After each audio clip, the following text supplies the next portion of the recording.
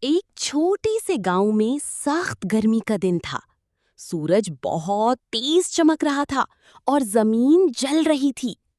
علی اور اس کی چھوٹی بہن عائشہ ایک درخت کے نیچے بیٹھے تھے۔ دونوں بہت تھکے ہوئے اور پسینے سے شرابور تھے۔ علی نے کہا، یہ گرمی تو بہت زیادہ ہو گئی ہے، باہر بیٹھنا بھی مشکل ہے۔ عائشہ نے آہستہ سے کہا، کاش کہیں ٹھنڈی ہوا ہوتی یا کوئی ٹھنڈی جگہ مل جاتی۔ دونوں آسمان کی طرف دیکھ رہی تھی اور پریشان تھی۔ اسی دن گھر میں کچھ عجیب ہوا۔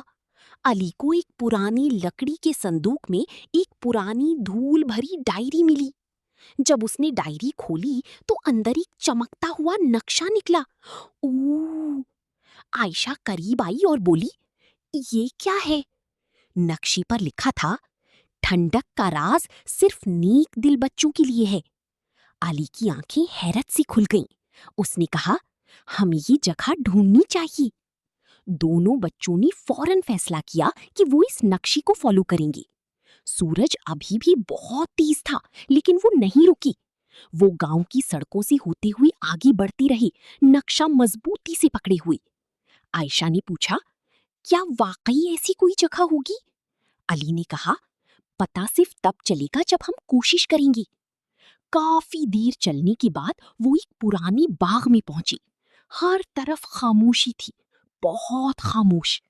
پھر اچانک انہیں ایک چمکتا ہوا لکڑی کا دروازہ نظر آیا، دور، جو بیلوں کے پیچھے چھپا ہوا تھا۔ علی نے اشارہ کیا، دیکھو، یہی وہ جگہ ہو سکتی ہے۔ عائشہ نے اس کا ہاتھ مضبوطی سے پکڑ لیا۔ علی نے آہستہ سے دروازہ کھولا اور ایک دم سب کچھ بدل گیا۔ ان کے سامنے ایک جادوئی ٹھنڈی دنیا تھی۔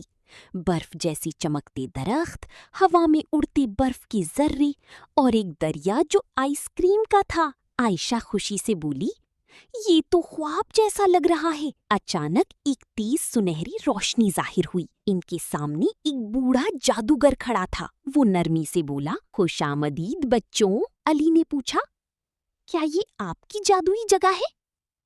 جادوگر مسکرایا اور بولا، ہاں، لیکن یہاں صرف نیک دل بچے آ سکتے ہیں۔ علی نے فخر سے کہا، ہم ہمیشہ دوسروں کی مدد کرتے ہیں اور پرندوں کو پانی پلاتے ہیں۔ جادوگر خوش ہو گیا۔ اس نے کہا، پھر تم پہلی ہی اصل راز جانتے ہو۔ اس نے اپنا عصا ہلایا اور جادوئی آئس کریم ظاہر ہو گئی۔ دونوں بچے خوشی سے ہنسنے لگے۔ جادوگر نے نرمی سے کہا، اصل ٹھنڈک برف یا جادو میں نہیں ہوتی، اصل سکون نیکی، مدد کرنے اور اچھے دل میں ہوتا ہے۔ علی اور عائشہ نے یہ بات دل میں بٹھا لی۔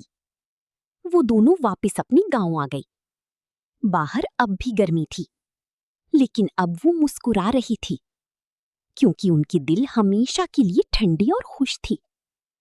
اور اس دن کے بعد علی اور عائشہ ہمیشہ دوسروں کی مدد کرتی رہی اور اصل ٹھنڈک کا راز اپنے دل میں رکھ لیا۔